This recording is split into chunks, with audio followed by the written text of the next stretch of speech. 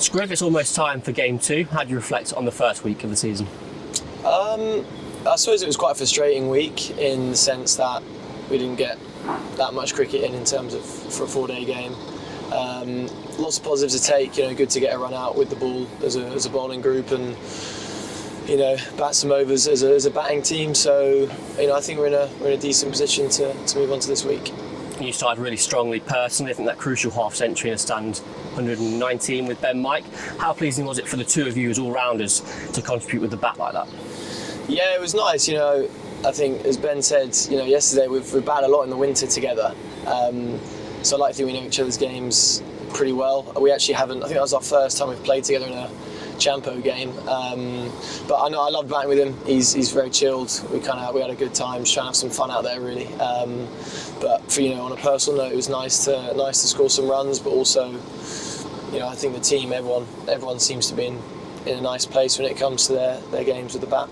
And talking of that fight back with the bat at Headingley, it sort of echoed last year's performance away at Hove, where we almost chased 500. I think that was including a career best 78 for yourself. That kind of never say die attitude must be really encouraging for the team. Yeah, definitely. I think it's, if you look at the best teams, they seem to kind of find runs from tough positions and manage to always get scores, and that's kind of what we're trying to emulate and try and do. From 1 to 11, I think we're all capable of scoring runs and putting our hands up. And what's quite nice about this team is different people put their hands up on different occasions. So hopefully we can keep doing that. This obviously all built on a really nice year for you last year. I think 39 wickets, including 6 at Hove. Only 4 players in Division 2 took more than you. So how good a place is your red ball game with ball in hand? Yeah, obviously, it was nice to do that last year, but the key thing there is that it was last year, I suppose.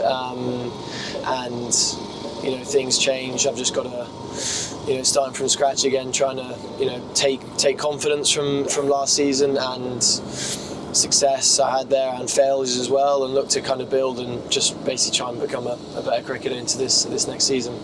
And talking of bowling, you'll be using the Kookaburra ball again. Can you explain just how they differ and how you found them? They differ in the sense that, unlike a Duke's, they probably don't swing for as long, and they probably get a bit softer than a Duke's. So you've kind of got to make the most of it while it's hard, and then it's a case of bowling in the right areas and staying maybe to an extent patient with it compared to a Duke's, which probably can offer more for a longer period of time. But still, if you bowl the ball in the right areas, every pitch always has a length where something can happen, and the pitch is never just completely flat, I suppose. So it's arguably slightly harder, but at the same time, there's always a chance to get something. And on the flip side, as an all-rounder, you're also judged on the runs you make. How encouraging was Headingley for the start of the season on that front for you?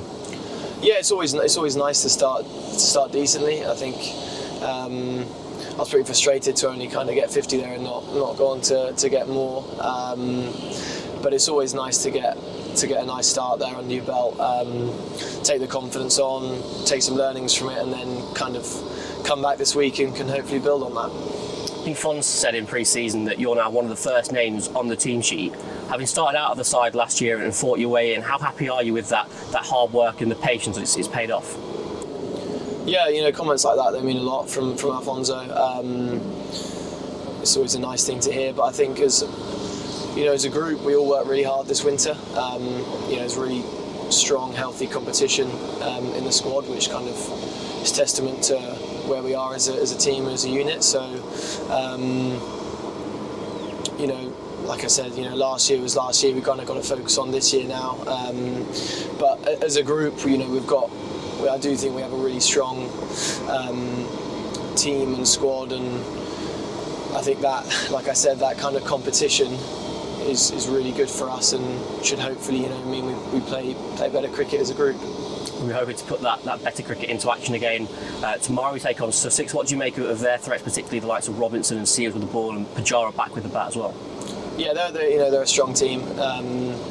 It's never easy against them, but honestly, we don't.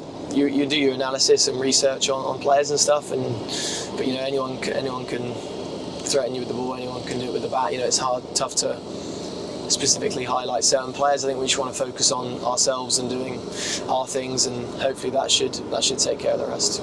And just finally, it's been 202 days since we last played here at Upton Steel County Ground. How nice is it to get back in the middle at home?